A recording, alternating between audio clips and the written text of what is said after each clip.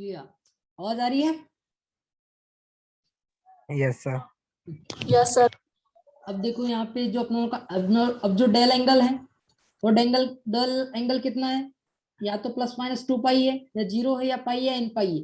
अपन generalise case ले लेते हैं, अगर डेल जो है एंगल वो कितना हो जाए, प्लस माइनस एन पाई हो जाए, एन पाई हो जाएगा, तो उस केस में आपका जो पोलराइजेशन होगा वो लीनियर होगा। कैसे होगा? देखो यहाँ पे इक्वेशन जो बनती है अपन उसको देख लेते हैं ना। तो यहाँ पे देखो इस सारे एंगल पे साइन स्क्वायर डेल कितना होता है, जल्दी बताओ। 1 sir. Yes 1। Sine square del कितना होता है, 0 से लेके पाई, एन पाई पे कितना होता है? बोलो यार। 0 ही होता है सर। यस 0 होता है ना, 1 नहीं होता है। तो 0 होता है तो ये पूरा कितना हो जाएगा, 0। सर साइन 0 तो सर 1 हो जाएगा ना। अरे डेल स्क्वायर, अरे यार मेरी बात सुनना, साइन स्क्वायर 2 पाई या एन पाई में अगर डाल दूंगा तो साइन स्क्वायर एन पाई कितना होता है? 0। क्यों? क्योंकि साइन स्क्वायर एन की वैल्यू 1 रखो, एन बराबर 1 है तो पाई आएगा, एन बराबर 0 है तो 0 आ जाएगा। साइन 0 कितना होता है, 0। साइन पाई कितना होता है, 0। समझ में आ गया? अच्छा yes sir. That's why. Okay, अगर ये टर्म आ गई तो ये वेनिश हो जाएगी पूरी की पूरी। जैसे ये वेनिश होगी तो आपको क्या करना है, बता दूंगा इसे। तो ये जनरलाइज इक्वेशन आपको याद होनी चाहिए पोलराइजेशन के लिए। आप इससे भी सारे पोलराइजेशन डिफाइन कर सकते हैं। तो अब क्या बचा रह जाएगा, E x upon E your so called E naught x का होल स्क्वायर। ठीक है, ई नॉट एक्स, फिर इसके बाद क्या रह जाएगा, ई वाई का whole square upon E naught of y का होल स्क्वायर इस माइनस यहाँ पे कोस डेल कितना हो जाएगा, फॉर पाई के लिए एज्यूम कर लो, 0 के लिए एज्यूम कर लेते हैं ना, एक एंगल ले लेते 0 डिग्री। तो उस केस में कितना हो जाएगा, यू आर कोस डेल, बताओ 1। Yes sir. यस, तो ये Yes, कितना हो sir. जाएगा, ये कोस एक्स और ये y upon E naught x, E naught x और E naught y is equal to 0। देखो ये किसका स्क्वायर है, दिख रहा है आपको कुछ? ए प्लस बी, ए माइनस बी का होल स्क्वायर दिख रहा है आपको? हाँ सर। Yes sir. तो आप इसको क्या बनाओगे, ई एक्स माइनस बी का होल स्क्वायर, तो यानी कि E x upon E naught x minus of E y upon E naught of y का, ई नॉट वाई का होल स्क्वायर कितना हो जाएगा, ये 0। अब स्क्वायर भी हट जाएगा, स्क्वायर हट जाएगा तो क्या रह जाएगा क्वांटिटी, जल्दी बताओ। ओनली ये रह जाएगा your so called E x में डायरेक्ट लिख रहा सर हूँ। इक्वल हो जाएगा दोनों side. Yes yes, E x is equal to E y, E y हो जाएगा, और मैं इसको रेशो में लिख सकता हूँ डायरेक्टली। तो रेशो में लिखूंगा तो कितना हो जाएगा, E naught x, your E naught x upon E naught y, E naught y उल्टा भी लिख सकते हो। तो this is your quantity x, this is your 1 by M भी बोल सकते हो और एम भी बोल सकते हो, के कांस्टेंट, और दिस इज योर वाई। तो वाई बराबर एम एक्स की इक्वेशन बन रही है इस प्रकार की। हाँ सर। ये y बराबर mx की इक्वेशन आपकी बनेगी। तो y बराबर mx की इक्वेशन किसको रिप्रेजेंट करती है, लाइन को। ओके, तो डिपेंड करता है कि आपने किस प्रकार का पोलराइजेशन लिया है, कि इलेक्ट्रिक फील्ड का कंपोनेंट किस डायरेक्शन में डोमिनेंट है। तो उस डायरेक्शन का जो field component, resultant field component आता है, वो लीनियर पोलराइजेशन कहलाता है। तो this is the equation of linear polarisation. तो उसके लिए क्या क्या जरूरी है, del is equal to n plus minus n pi, ये एंगल होना जरूरी है। क्लियर हो गया? इन दोनों के बीच का फेज यस डिफरेंस, सर। इन दोनों बीच के बारे में बात कर रहे हैं अपन, इन दोनों एंगल्स के बीच में। एक मिनट है ना, मैं चार्ज लगा लेता हूं।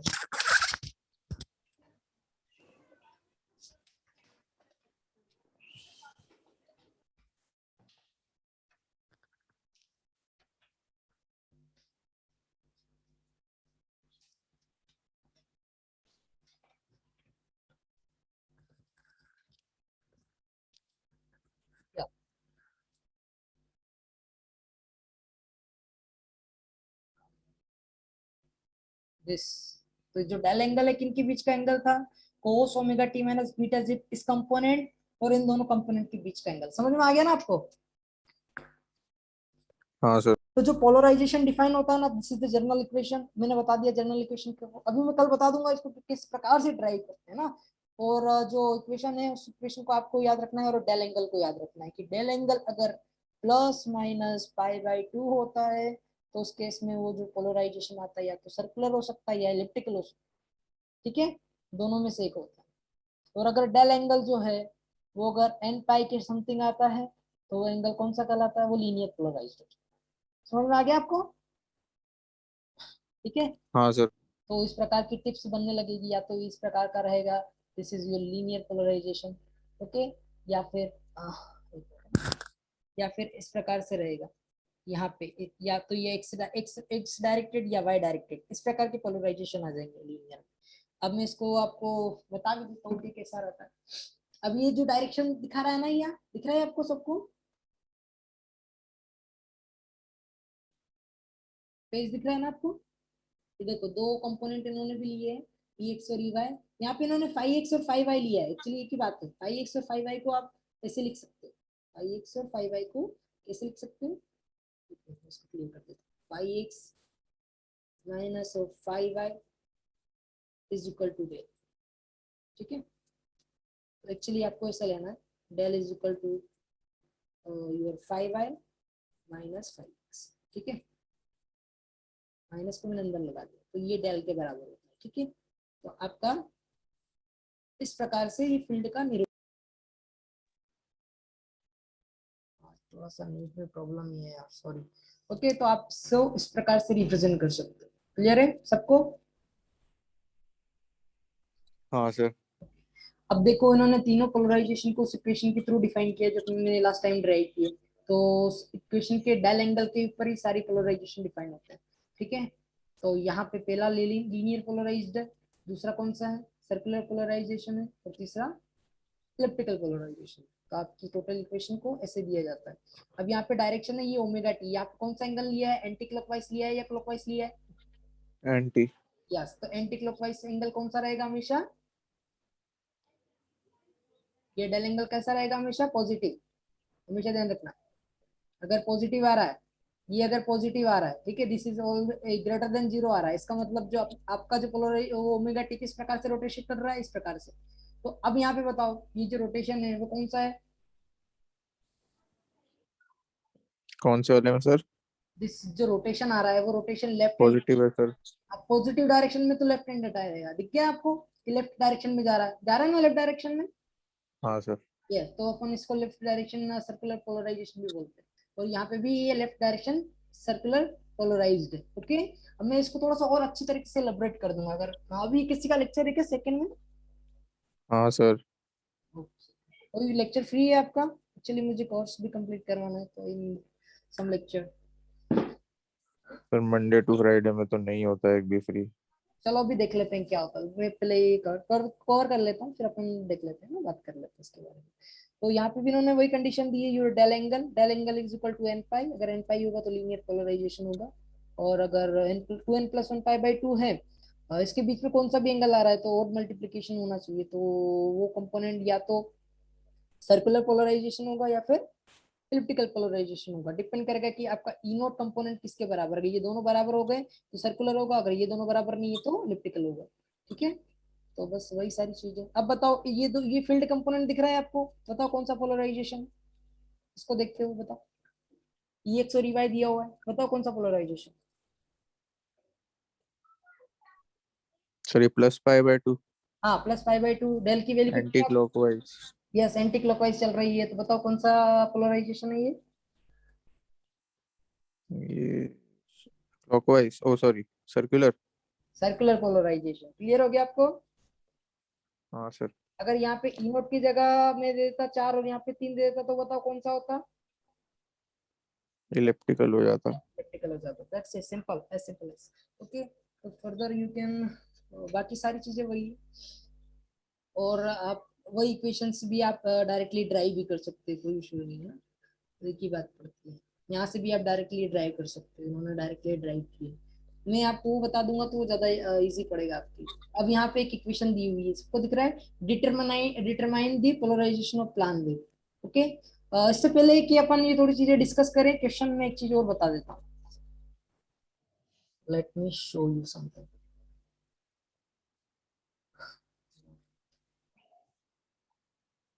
For your better understanding.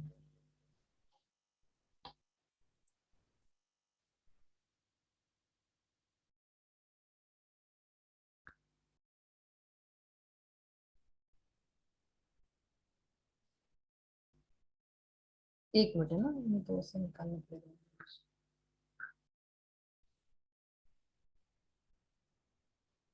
या मैंने निकाल लिया, एक्चुअली मैं शेयर करता हूँ ना। Just want to show entire screen। दिख रहा है आपको? जी। ये कुछ दिख रहा है, इस प्रकार की वेव दिख रही है आपको? हाँ सर। थोड़ा सा और बड़ा कर। अब देखो यहाँ पे ये, अब ये पोलराइजेशन बताओ कौन सा है? अगर इलेक्ट्रिक जो है इसमें दोनों कंपोनेंट जो है, यहाँ पे देखो एक जो इलेक्ट्रिक फील्ड है वो कौन रिजल्टेंट इलेक्ट्रिक फील्ड है ई, और ये एक्स और ये वाई डायरेक्शन है।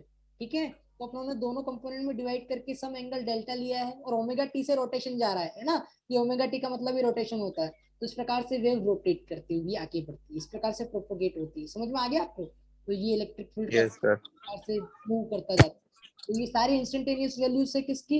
ये जो जितनी भी टिप दिख रही है ना आपकी इंस्टेंटेनियस वैल्यू, इस प्रकार से ये ओमेगा टी वेरी करता रहता है।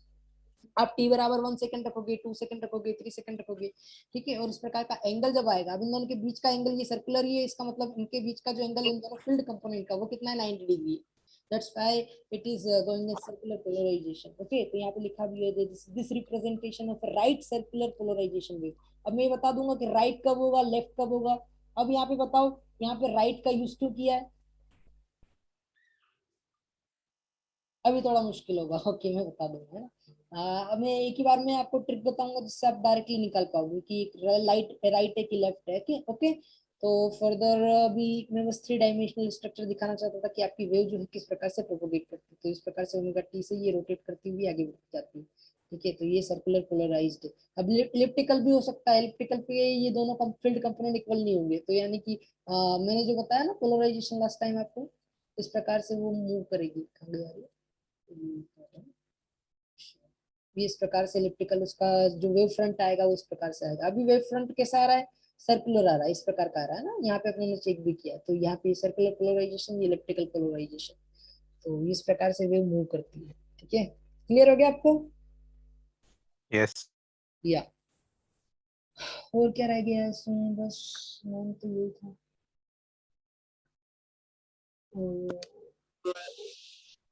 सर असाइनमेंट थर्सडे तक दे दें, भूल गए थे करना, मतलब दिमाग से निकल गया था। अरे यार, मेरे को तो मैम का आज मैसेज आया कि वो असाइनमेंट मांग रही है, मैं क्या करूँ? वो नंबर मांग रही है, मैं क्या करूँ बताओ।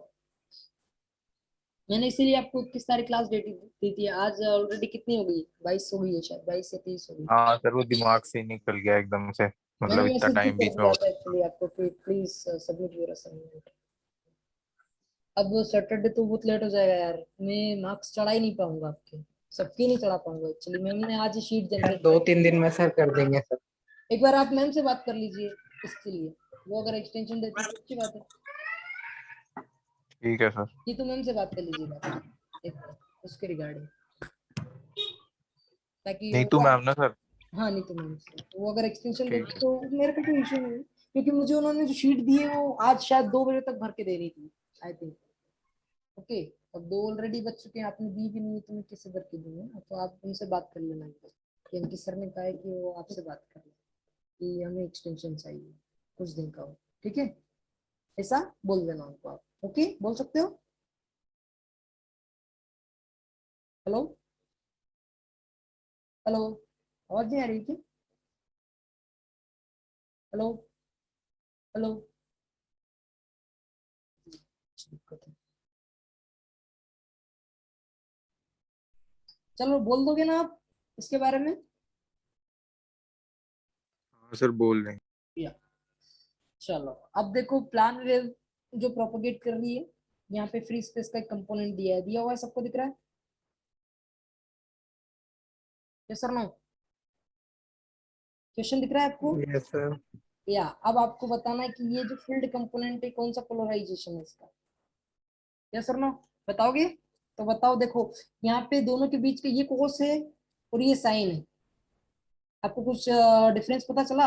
आपके जो वेव अपने जो लिए थे स्टैंडर्ड फॉर्मेट वो कौन सा था? यहाँ पे भी कोस था, यहाँ पे भी कोस है, ठीक है। तो इनका यहाँ पे साइन, इसका मतलब इन दोनों के बीच का एंगल कितना है, जल्दी बताओ। 90।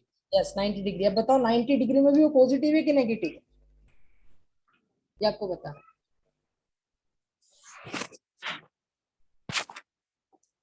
लाइकवाइज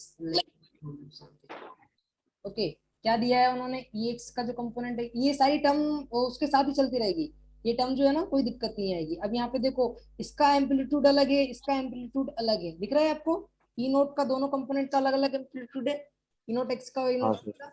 तो अब यहाँ पे बताओ पोलराइजेशन स्टेट कौन सा है इसका, डायरेक्टली देख के बताओ।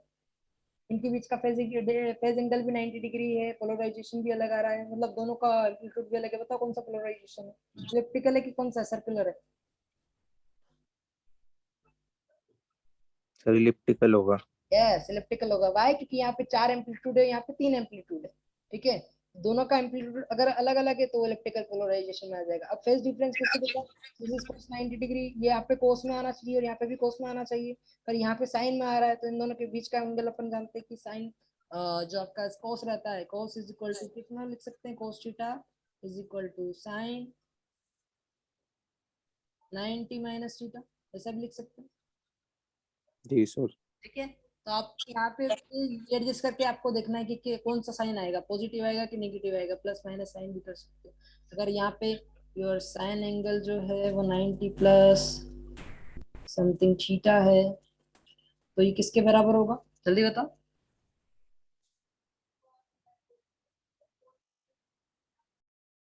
सर cos थीटा के बराबर। यस cos थीटा के बराबर, ओके। तो अब यहाँ पे आपको देखो एंगल एज इट इज लेना है ना, तो यहाँ पे जो एंगल आ रहा है वो कौन सा आ रहा है, पॉजिटिव आ रहा है, दिख गया आपको? ओमेगा टी हाँ सर। 90, that's why we are taking clock, यहाँ पे जो डायरेक्शन होगा ओमेगा टी का वो ऐसा इस प्रकार का रहेगा ओमेगा टी का, ठीक है। जो एंगल अपना कौन कौन सा है, ये पॉजिटिव एंगल आ रहा है 90 डिग्री, कौन सा आ रहा है, theta is equal to 90 degree positive angle आ रहा है ना, डेल भी बोल सकते हो आप इसको, डेल भी बोल सकते हो ना, डेल ये पॉजिटिव एंगल आ रहा है, दैट्स व्हाई जो रोटेशन रहेगा वो कैसा रहेगा, इस प्रकार का रोटेशन रहेगा, ठीक है।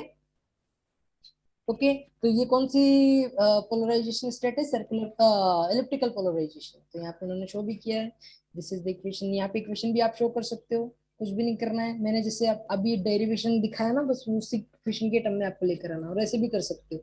यहाँ पे इसको ई एक्स मान लेना, इसको ई वाई मान लेना, ठीक है, दोनों ले लिया। अब इसको क्या करो, इलिप्टिकल पोलराइजेशन की रिक्वायरमेंट क्या होती है, आपको उस इक्वेशन के टर्म में लेकर आना है, तो इस इक्वेशन के टर्म में लेने के लिए इसको जेड को जीरो ले लेना, मैंने बताया भी था कि जेड को आपको जीरो करना है, क्योंकि आप जेड बराबर जीरो प्लान में लेते हैं, याद है? बोलो। Yes sir. Yes sir. Plan के लिए जेड बराबर जीरो, इसलिए जेड बराबर जीरो डाल देना इस दोनों दोनों फील्ड कंपोनेंट में। अब ये भी ये इस प्रकार का जो चार है, तीन रह जाएगा। अब इस चार को इसके बटे में लिख देना, तीन को इसके बटे में लिख देना, और दोनों का स्क्वायर कर देना। दोनों का स्क्वायर करोगे तो इस प्रकार की इक्वेशन बन जाएगी, और ये यहाँ पे जो रहेगा cos स्क्वायर, और ये कितना बन जाएगा, cos square plus sin square theta is equal to 1। तो जो इक्वेशन बनती है वो किसकी बनती है, इलिप्टिकल पोलराइजेशन की, that's why we are saying this is the elliptical polarisation. तो आपको इस प्रकार से डिफाइन करना है, अगर आपकी आरजीपी सॉरी आपकी यूनिवर्सिटी एग्जाम में अगर क्वेश्चन इस प्रकार से आता है, ओके कर सकते हो जी सर। या। अब ये सेकंड क्वेश्चन में देखो, अब ये पोलराइजेशन सर बता क्लास शुरू हो गई सर 2 बजे। बच गई क्या दो? हाँ सर। ओके ओके ओके, चलो मैं एंड करता हूँ लेक्चर को, ठीक है।